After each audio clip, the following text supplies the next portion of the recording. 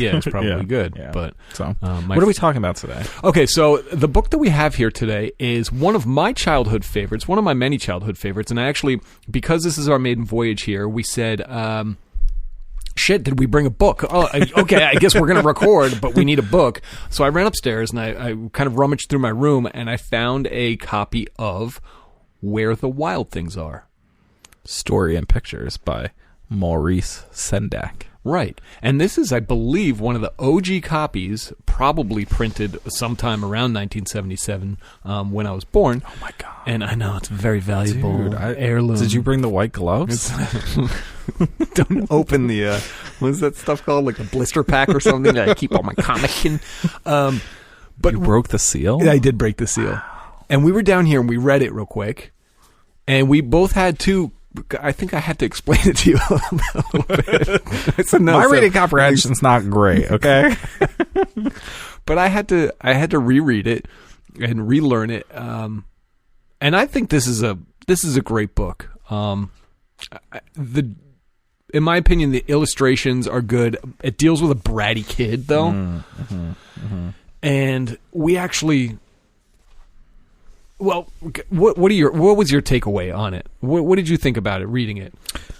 Well, what I remember of this book as a kid is more the pictures than the words. Right. So when you handed it over to me to read it real quick, and you were like, "Yeah, it's about a bratty kid," and I was like, "Really? Like, I did not remember that as a kid. Right. I always remember the pictures as a kid, and I remember them kind of like scaring me a little bit." Because the monsters are kind of scary. The monsters are kind of scary. Yep. Wasn't entirely sure if they were supposed to like be friendly or not friendly. Right. So yeah, and then reading it now at 30 years of age, I was like, oh, that was way more innocent than I remember it being. Yeah, and that's actually a super good point, because I'm pretty sure that I got this book before I could handle reading this book. And I always remember being fascinated by the pictures, especially on the third or fourth page when his room starts to grow trees and stuff like that. I always thought that was just kind of scary for some reason. And then, of course, he gets in this boat and he shows up on this island and these crazy monsters. But I always loved his kind of uniform that he's wearing, his wolf costume. I did have one of those for Jesse. Oh, do you? He had a little wolf costume. He already grew out of it. Yes, he did. Oh, of course he did. Can't. Yeah. But I got one cute picture in it before he grew out of it. Oh, that's good. Yeah. Was it like modeled after the Wild Things? Yeah, it's got the little crown signs of the hood. Nice. It's very adorable. Well, I like it. Yeah. So the general premise of this one is that my takeaway was the kid is throwing a temper tantrum. Yeah, he's a bitch. He's a bitch. He gets sent to his room without any supper. Yeah. And he's up there and he starts using his imagination. In my mind, I'm thinking he's just kicking and screaming and stomping his feet and being a big asshole.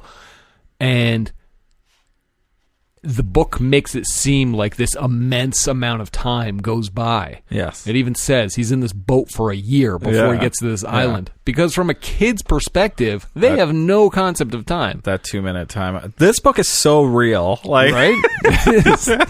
Now that I'm like really like processing it in so many different ways, I'm like, shit, like this is pretty brilliant. Right. Like 2-minute timeout feels like years. Feels forever. And he's in there in timeout, exactly. And in his imagination, he's just ripping and roaring. He's probably sitting facing a corner, like in reality, screaming and crying in his bedroom, having this temper tantrum. And he goes on this crazy adventure, and he ends up missing the love of his parents. I think maybe his mom or something in particular, who sends him to his room.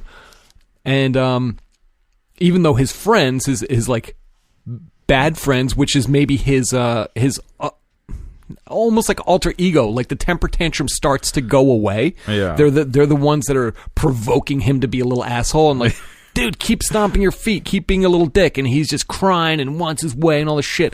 And eventually he just gets fucking tired and he's like, no, I'm over this shit. And like, he tells the monsters to calm it the fuck down. You calm down, monsters. I can regain my composure here because I smell some food in the distance. Because he went to his room without supper. Yeah, but could we like talk about how this is the most unrealistic depiction of children? Because I don't... Lay it on me. Do you send a child... Yeah, I mean, I guess... You got sent to your room. Yeah. And you were pissed. Yeah. For a really long time. Did you eventually, like, calm yourself down? I guess so, right? Yeah. It would depend on the punishment. I mean, I've been in the predicament where... I was forced to finish what was on my plate, and I was playing hardball. My brother got that a lot, yeah. I was in it to win it. And we would eat at like 5 o'clock in the evening, and I would still be there at 8 o'clock at night. They would make you. Yeah. And they would be all in the living room watching like Jeopardy and laughing and hooting it up, and I'm like, and they're like extra laying it on thick. Like it's never that fun when you're there, right? But Exactly. because you're fucking stuck on the kitchen table. Yeah, no, I hear you. My parents were the same way. I was always the eater of the group. Nothing really bothered me. Has anything changed? No, not at all. And my brother was always the one who was left behind in the darkness. Like, my parents were real fucked up about it, though. Like, I don't know how fucked up your parents were about it, but they would like, turn the lights out. Dude. Same here. Like, like, clean up the kitchen all around him, pack everything away, and be like, all right. Turn the light out. Yep. And he would just sit in there in the dark. That was me, dude. You're bringing up some horrible memories right now. That's what this is all about, right? Yeah. We're really talking about the traumas of our childhood. I never delved into it that far. And it's funny because, I mean, I've certainly have other traumas, but that one in particular is almost like... It's relatively innocent. You're not going to die of hunger. It's maybe a little embarrassment. It's some shame for sure. Yeah. But it is... kind of teaching you a lesson where maybe if I transported back in time and I said, Mommy, I don't like these because, and like tried to reason with, no, you're probably right. Absolutely not. Yeah, fuck. I mean, you're like, right. so, but did that really work? I don't think it really... Because what is the point at the end of the day? They just want you to eat the fucking broccoli. I think it made me more resentful towards certain foods. And I think that is also what happened with my brother as well. Like, I was always a good eater regardless, and I continue to be a good eater today. Like, I'll eat basically anything. I'm not a very picky eater at all. My brother won't eat shit, but he's also the very, like... resentful type in that way to where you tell him to do something and he'll do the complete opposite. So now he just eats I feel like that's just garbage all the time. All the time. Yeah. And probably resents healthy food options because of this weird, trauma. He should go to therapy.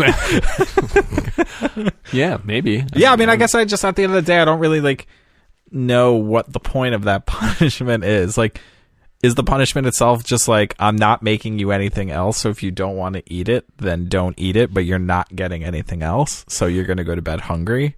So that would kind of make sense, but I think it was more of a, you should be thankful for what you're given.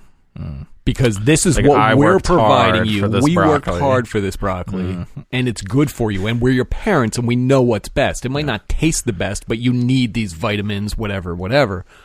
We don't care if you don't like it. That we're your parents. You just fucking do it. And at the end of a work day, for any parent, they don't want to deal with some little shit that's like doesn't want to eat the shit that they just busted their ass making. But you know parents who will make like separate meals just for their kids. Oh my God, no.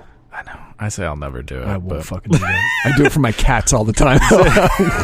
Yeah, exactly. See, it's so hard to say, and there's probably people out there that have like 5-6-year-olds that are like, you're just gonna feed your kid whatever, so they'll shut the fuck up and eat it, and like this and that. It's like, I don't know, like.